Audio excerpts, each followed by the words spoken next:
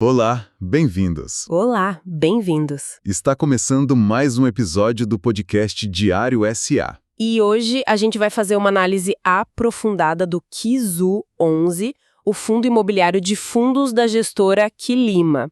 A nossa fonte aqui é o relatório gerencial de outubro de 2025 e a ideia é extrair o que realmente importa dele. Exato. A missão aqui é investigar uma tese que o próprio gestor apresenta, sabe? O relatório meio que sugere que o Kizu 11 é um fundo que está sendo negociado com um desconto bem interessante. E pagando dividendos atrativos ao mesmo tempo. Isso. A nossa tarefa é entender se essa conta fecha. É isso aí. Pode deixar a leitura do documento com a gente e vamos destrinchar o desempenho, a estratégia por trás desses números e o que esperar, traduzindo o que é mais relevante para quem investe ou está de olho no fundo. Perfeito.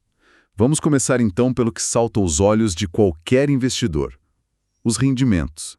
Em outubro, o Kizu 11 anunciou a distribuição de 7 centavos por cota. Um número que sozinho pode não dizer muito, né? Exato. Mas quando a gente coloca em perspectiva, muda tudo. Com a cota de mercado fechando o mês em R$ 6,78, esses 7 centavos representam um dividend yield mensal de 1,03%. 1,03? Se a gente anualizar essa conta, a gente chega num número bem expressivo, de 12,39%. E vale sempre lembrar, né? Esse rendimento é isento de imposto de renda para pessoa física. Sempre bom reforçar. Um rendimento de mais de 1% ao mês, isento de IR, já chama muita atenção. Mas o que me intriga é o outro indicador que você mencionou, o desconto. Pois é. O relatório mostra que o valor patrimonial da cota, ou seja, o valor teórico de tudo que tem no fundo, era de R$ 8,06. Exatamente. E o mercado estava negociando essa mesma cota por R$ 6,78. Essa diferença nos dá o famoso indicador PVP, preço sobre valor patrimonial, Que ficou em 0,84. Na prática, isso significa que era possível comprar a cesta de ativos do Kizu 11 com um desconto de 16%. certo. Então, o quebra-cabeça inicial é esse: dividendos altos e um desconto patrimonial relevante. Geralmente, o mercado não oferece isso de graça, né? Qual que é a visão do gestor sobre o ambiente para justificar isso tudo? Então, o gestor pinta um quadro de otimismo moderado. O relatório fala num cenário global de pouso suave da economia. Pouso suave. É a expectativa de controle da inflação sem uma recessão muito forte, com um crescimento resiliente. E o Brasil, claro, tende a se beneficiar disso. Mas sempre tem um mas, não é? Sempre tem. O ponto de atenção é doméstico. O ciclo eleitoral de 2026. A proximidade das eleições, segundo o relatório, adiciona uma camada de incerteza, de volatilidade. Faz sentido. Por isso, a gestão deixa claro que o foco não é fazer grandes apostas, mas sim buscar as melhores relações de risco-retorno em cada ativo de uma forma mais tática. Entendi. É uma postura de vamos navegar com cuidado. E essa cautela se refletiu no mercado de FIIs como um todo. Como foi o IFIX em outubro? Foi um desempenho bem modesto, viu? O IFIX, que é o nosso Ibovespa dos fundos imobiliários, teve uma valorização de só 0,12% em outubro, quase um 0 a 0. Bem tímido. Sim, Mas o que o relatório destaca, e é importante para o contexto, é o acumulado do ano. Em 2025, até outubro, o IFIX já acumulava uma alta de 15,32%. A mais de 15% no ano é bem significativo. Isso indica que, apesar do mês morno, o sentimento do investidor para FIIs tem sido positivo. exato. E essa alta é, em grande parte, uma recuperação. O relatório faz questão de lembrar que o IFIX caiu uns 6% em 2024, que foi um ano bem impactado pela alta de juros, né? Verdade. Esse cenário adverso do passado acabou criando oportunidades, tornando os preços e dividendos de muitos fundos atrativos para quem pensa mais no longo prazo. É nesse contexto que o Kizu 11 está inserido. Ok. O cenário macro está posto. Agora, vamos fazer o que a gente gosta: abrir a caixa de ferramentas do fundo e ver o que tem lá dentro. O Kizu 11 é um fundo de fundos, um FOF. O que isso significa na prática? Significa que o principal ativo dele são cotas de outros fundos imobiliários. O relatório mostra que 94,88% do patrimônio dele está alocado em 36 FIs diferentes. 36. É a diversificação na essência, então. Totalmente. E como essa diversificação está distribuída? Quais são os setores que o fundo está mais exposto? A carteira é bem balanceada. Os 3 setores com maior peso são, em primeiro lugar, recebíveis imobiliários. Os FIs de papel. Isso, os de papel, que investem em dívida imobiliária com 27,5% da carteira. Em segundo, vem os galpões logísticos, essenciais para o e-commerce, com 24%. Certo. E fechando o pódio, lajes comerciais, que são os prédios de escritórios, com 16,1%. Essa composição me parece uma estratégia clássica de não colocar todos os ovos na mesma cesta, sabe? Sim, é bem isso. Ele tem uma perna em crédito, que é mais ligado a juros, outra em logística ligada ao consumo e uma terceira no mercado de escritórios. É quase uma proteção contra crises setoriais. Precisamente. E o resto da carteira se pulveriza em shoppings, renda urbana. É um portfólio bem completo. E tem um detalhe importante. O gestor sinaliza que o caixa restante do fundo, que não é muito, deve ser alocado nos próximos 2 meses. Ah, isso é uma informação relevante. Sim, e ele diz que vai priorizar ativos que compõem o índice de referência do fundo, o Suno 30. Então a gente pode esperar novas movimentações na carteira em breve, o que pode impactar os resultados. Sem dúvida. É um sinal de que a gestão está ativa, buscando oportunidades. Falando em não perder nada, aproveita e segue o Diário SA para não perder nenhum episódio. E agora acho que chegou o momento de a gente voltar àquele quebra-cabeça do início, a tese do desconto. Boa. O gestor dedica uma parte importante do relatório para defender um argumento bem interessante sobre o valor da cota do KISO 11.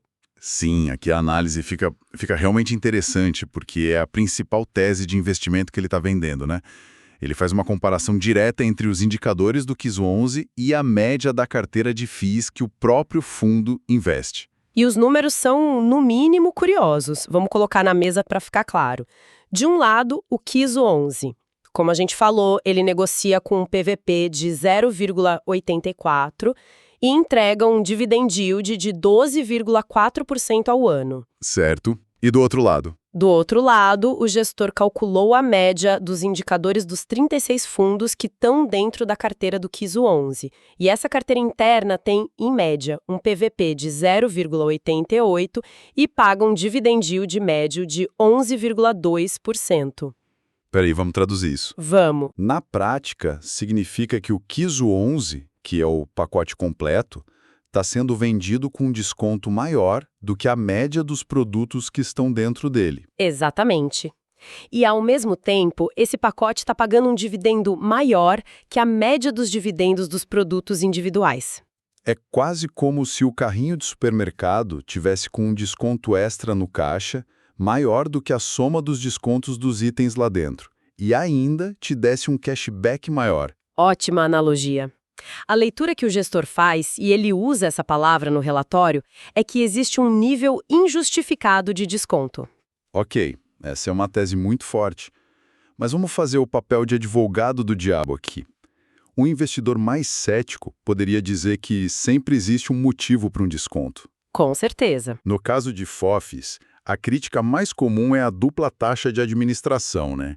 O investidor paga a taxa do KISO 11 e, indiretamente, as taxas dos fundos da carteira. Esse desconto injustificado não poderia ser só o mercado cobrando por essa dupla camada de custos? Essa é uma excelente pergunta e é o principal contraponto. O relatório não entra nesse mérito, mas a defesa implícita é que a gestão ativa do FOF consegue gerar um valor que supera essa dupla taxa. Seja escolhendo bem os ativos, seja ganhando com a compra e venda. Exato. A questão que fica no ar é se o tamanho do desconto atual de 16% é justo por esse custo ou se é um exagero. A aposta do gestor é clara, é um exagero. Fica aí uma ótima reflexão. A tese é clara, o contraponto também. Agora, vamos para a prática. Os resultados do mês.